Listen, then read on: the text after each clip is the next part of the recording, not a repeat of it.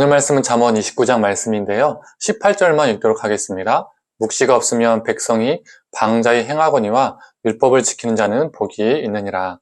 아멘. 오늘 아침 묵상 말씀은 29장 중에서 18절을 집중해서 함께 보고자 합니다.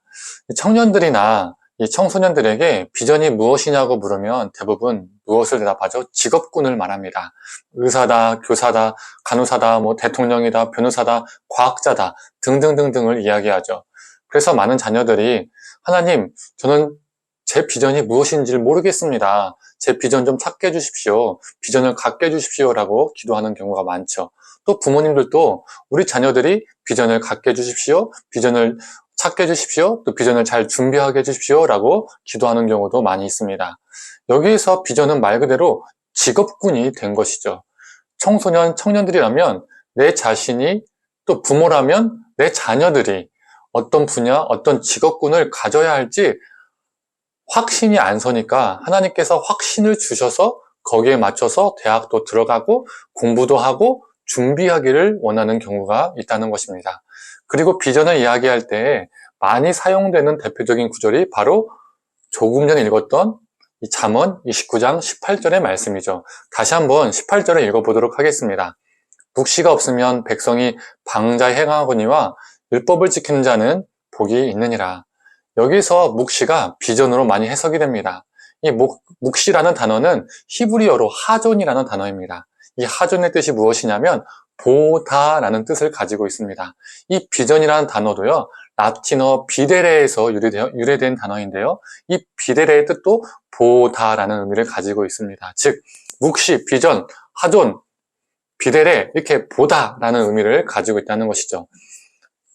동의어라는 뜻입니다. 그런데 우리가 우리의 비전을 직업이라고 생각한다면 어떻게 될까요?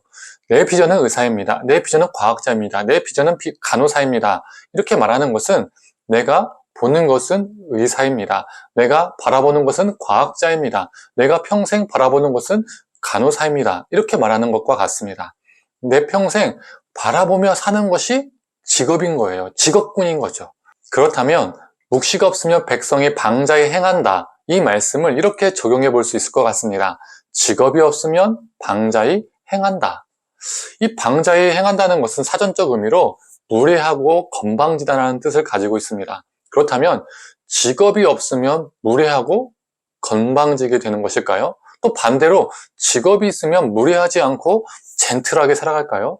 오히려 남들보다 좋은 직업을 가진 사람들 중에, 요즘 말로 하면 좋은 비전을 가진 사람 중에 우리가 좋은 직업, 돈 많이 버는 직업들을 생각할 때 어떻게 표현합니까?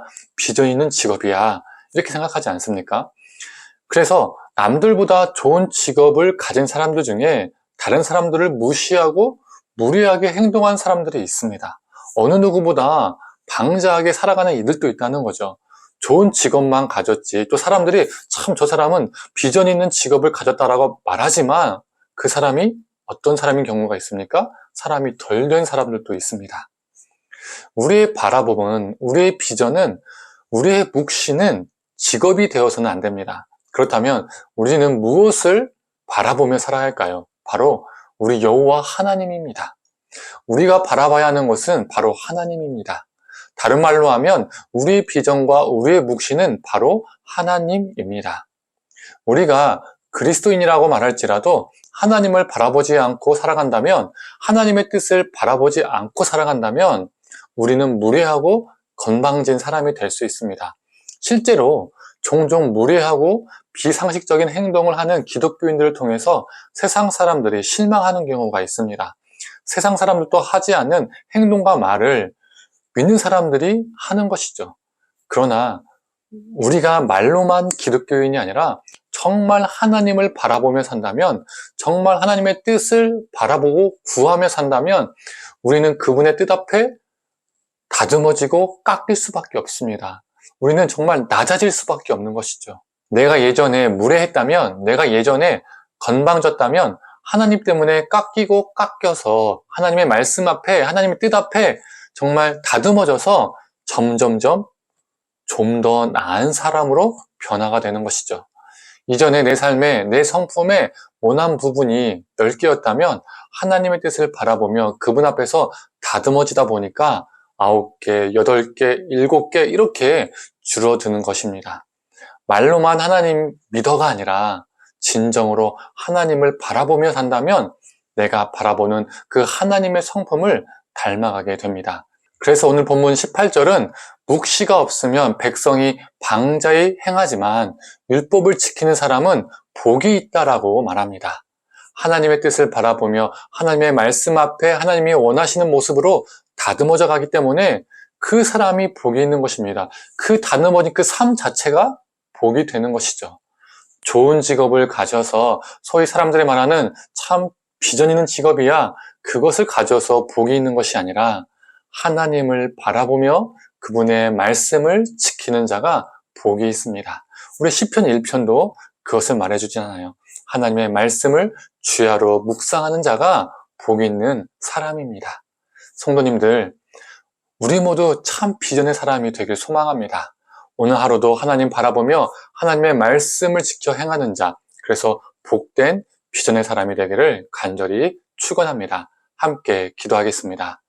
하나님, 세상이 말하는 비전은 정말 좋은 직업, 또 돈을 많이 버는 직업, 남들이 우러러보는 직업, 그런 직업을 정말 비전 있는 직업이라고 말하고 또 그것을 비전이라 말하며 그 직업군을 가지고자 합니다.